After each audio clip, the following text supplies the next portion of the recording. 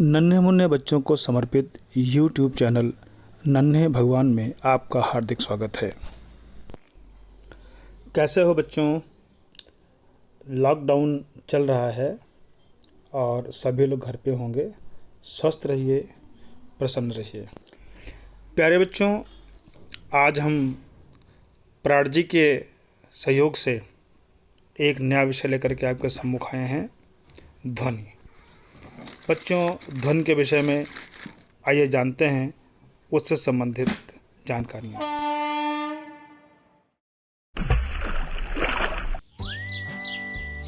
इतनी तरह की आवाजें हमारे चारों तरफ, पर क्या हम ध्वनि को जानते हैं?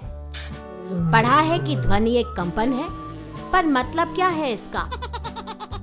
क्यों आती है बड़े से स्पीकर के सामने झिरझिरी? और क्यों कहते हैं हम आवाज को ऊर्जा? होती क्या है ध्वनि? इन सब प्रश्नों का जवाब ध्वनि के विज्ञान में, साउंड एनर्जी की साइंस। ध्वनि एक कंपन, साउंड इज अ वाइब्रेशन।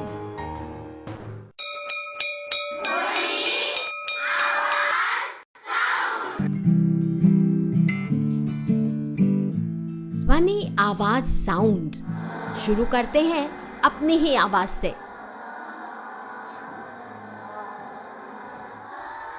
आप भी करिए और देखिए कि आवाज निकालने पर कंठ में कुछ हिलता है, कंपन करता है।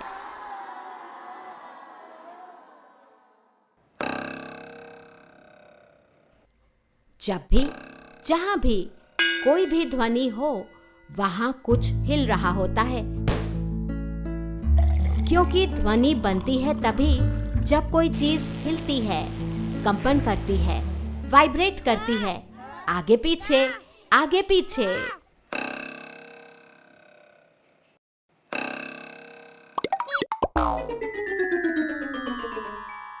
इसको हमने नाम दिया है पिपंडी।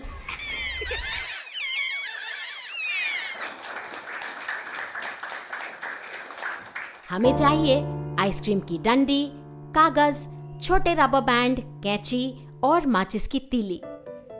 कागज की जगह आप प्लास्टिक की पन्नी भी प्रयोग कर सकते हैं।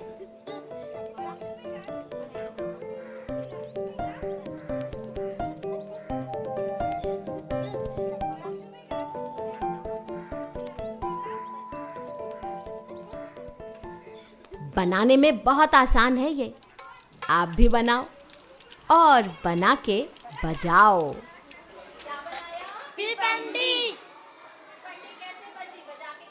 बना के बजाओगे तो पता चलेगा कि फूंक मारने पर डंडियों के बीच लगा कागज हिलता है, फड़फड़ाता है।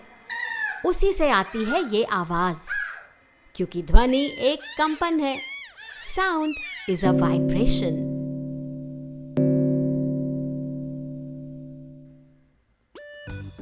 इस बात को हम गुब्बारे के अंदर नट या सिक्का डालकर भी समझ सकते हैं। नट गुब्बारे में और भर दो हवा, लगाओ गांठ और गोल घुमाओ। गोल घुमाने पर नट गुब्बारे के अंदर घूमता है और आती है आवाज। यहां भी कंपन नट और गुब्बारे की गति के कारण। गुब्बारे की गुनगुन पिपंडी की आवाज से बिल्कुल अलग। आवाज कैसी, ये निर्भर इस बात पर कि वो बन कैसे रही है, किस चीज के कंपन से।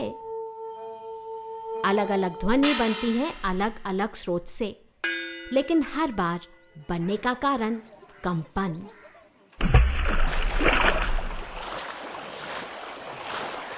ध्वनि कंपन है, ये तो समझ गए, लेकिन ध्वनि ऊर्जा क्यों और कैसे?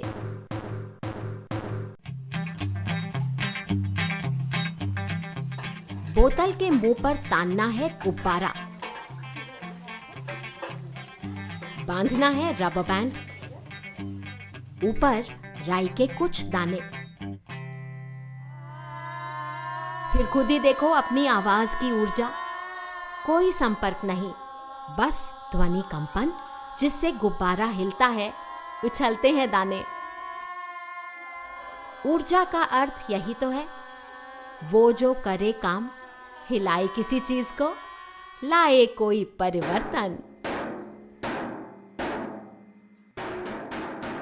यहाँ ध्वनि से हिलते दाने साफ दिखाते हैं ध्वनि की ऊर्जा, ध्वनि की ताल पर उठते गिरते दाने।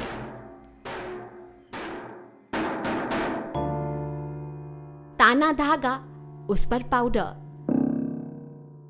देखा कंपन और कंपन का असर। ऐसी ही है ध्वनि ऊर्जा, कंपित वस्तु देती है धक्का अपने आसपास के माध्यम को, जैसे ये हवा इस धक्के से आगे पीछे होती है और ध्वनि लहर की तरह आगे बढ़ जाती है, फैल जाती है सब दिशाओं में। ऊर्जा कितनी?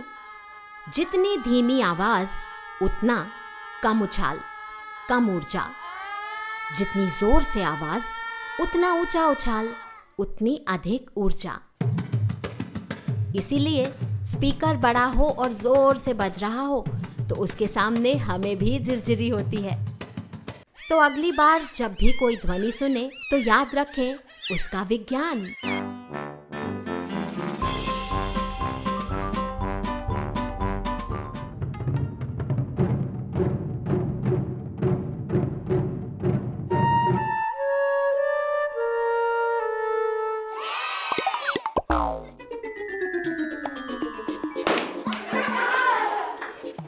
जब भी कोई ध्वनि बने जैसे ड्रम पर जब थाप पड़े, आगे पीछे हो कंपन, वाइब्रेशन, तब बने ध्वनि, फिर चले ध्वनि और चले ध्वनि धक्का देकर।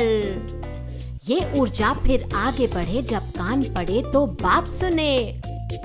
ध्वनि कंपन है, साउंड इज अ वाइब्रेशन।